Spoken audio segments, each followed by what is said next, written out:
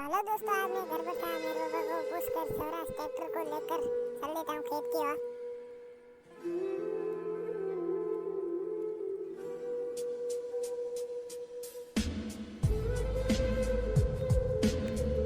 तो हमारा खेत आ गया है और मैं ट्रैक्टर से उतर कर हार्वेस्टर से बात कर लेता हूँ और वापस बैठ जाता हूँ ट्रैक्टर पर और लगा देता हूँ ट्रैक्टर हार्वेस्टर के पास।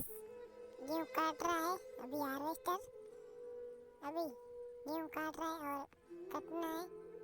अभी बोरी लोड हो चुकी है हमारी ट्रॉली में और हार्वेस्टर से बात करके पैसा चुका के और मैं चल देता हूँ ट्रैक्टर को लेकर घर की ओर।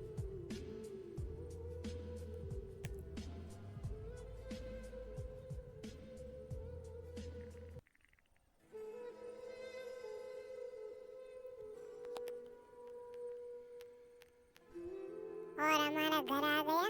ऐसे वीडियो देखने के लिए बिन्नू गेमर को सब्सक्राइब करें।